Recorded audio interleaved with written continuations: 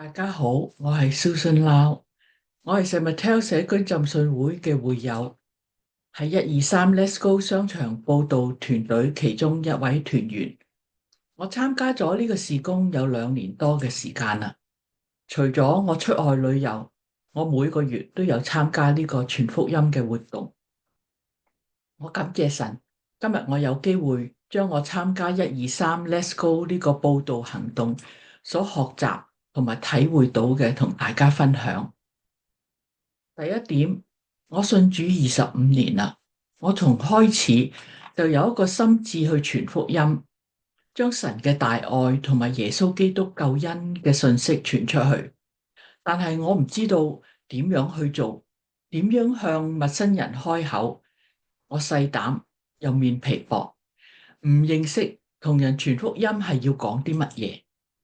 但係感謝神，藉住參加123 Let's Go 呢個外展事工，得到眾教會嘅牧師長老們預備咗，為咗將裝備我哋出外傳福音嘅課程、講座同埋訓練。佢哋鼓勵我要剛強壯膽，靠住禱告同埋聖靈嘅帶領，踏出我嘅安樂窩，向陌生人傳福音。我十分感恩可以參加呢個行動，因為不但只係得到裝備，使到我有傳福音嘅知識，並且我喺參加呢個行動嘅過程中，我更加得益不少。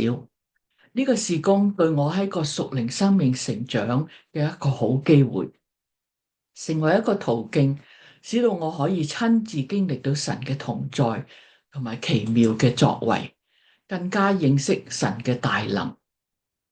第二點，我深深體會到我哋嘅神係一個聽禱告嘅神，通過禱告，我哋可以尋求神嘅同在同埋帶領。並且喺禱告中學習聆聽聖靈嘅聲音，同埋信服神嘅指引。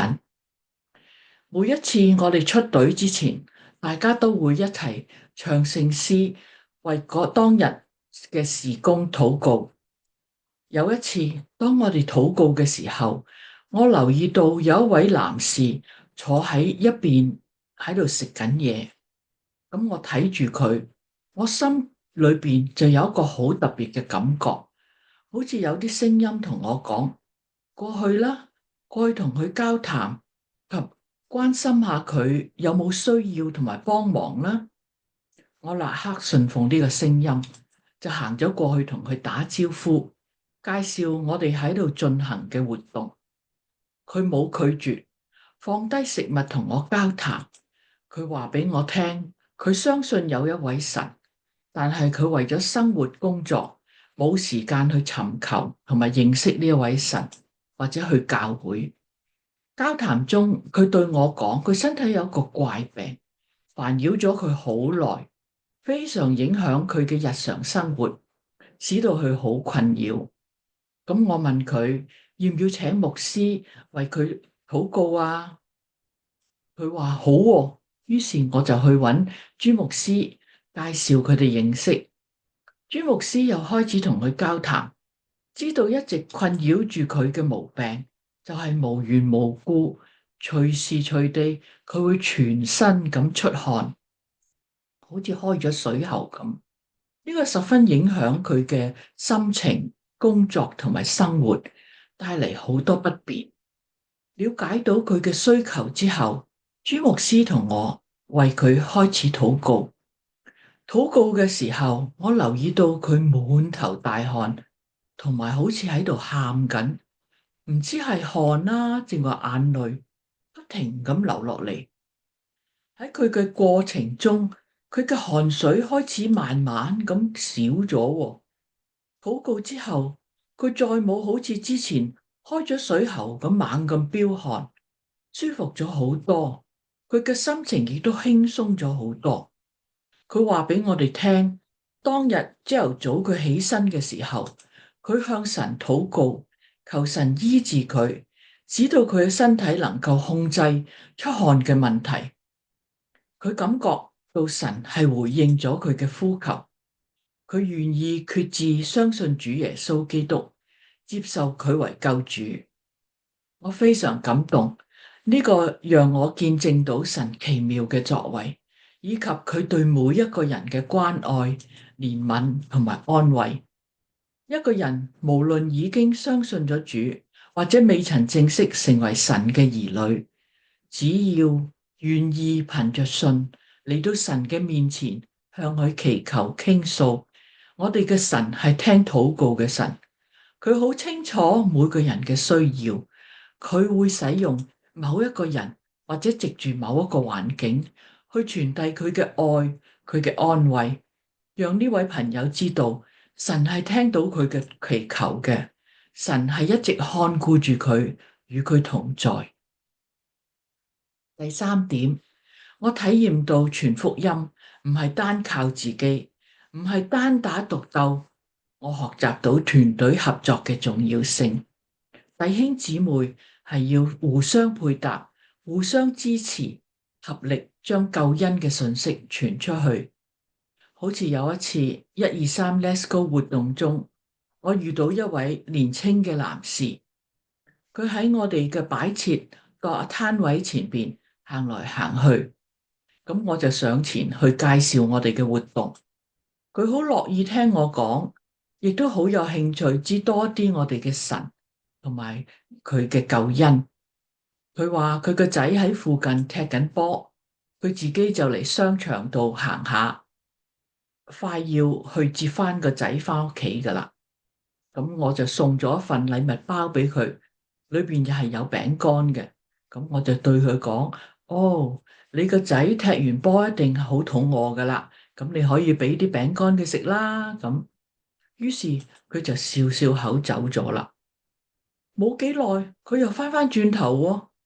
我想繼續同佢交談多一啲福音嘅信息，於是我就邀請佢留落嚟參加抽獎，佢亦都願意喎。當時我心裏邊覺得好奇妙，通常啲人呢都會急急腳擰轉頭就走噶啦，但係佢係主動同我傾偈，好想多啲知道我哋嘅耶穌基督同埋我哋所傳講嘅救恩信息。我感覺到聖靈已經開始喺佢心裏邊動工。我嘅團隊有一位弟兄就過嚟同佢一齊交談。我呢個隊友仲帶埋呢個朋友去認識朱牧師添。我見到我嘅隊友朱牧師同呢位年輕嘅男士一齊喺度禱告，我亦都同時默默咁喺我嘅崗位上邊為呢位朋友嘅心靈禱告。我呢位隊友後嚟同我講，原來呢個男士本來係一個回教徒嚟嘅，但係嗰日朱牧師同佢交談咗之後，佢竟然決志信主。我好高興，又一次俾我見證到神奇妙嘅作為。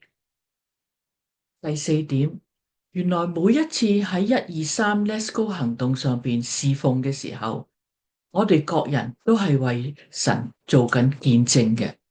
不單向未信主嘅朋友，而且對其他教會嘅信徒，亦都係一個見證。眾教會嘅信徒係可以互相幫助、互相鼓勵去做神嘅工作嘅。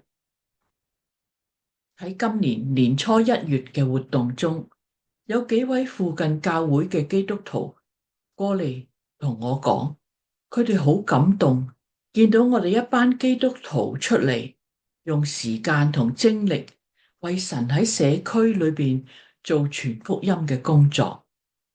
神亦都藉住佢哋嘅呢一句說話，俾我一個好大好大嘅鼓勵，讓我深深咁體驗到，只要堅定信心、恆切禱告、願意勇敢咁踏出嚟，神嘅恩典夠用。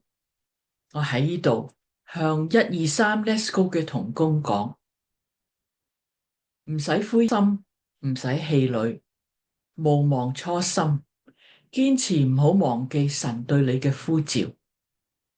我亦都鼓勵未參加或者正喺度考慮緊參加嘅主內弟兄姊妹們，我邀請你哋一齊嚟參與呢個123 Let's Go 商場佈道行動，一齊嚟經歷神嘅大能同同在。願榮耀歸於神。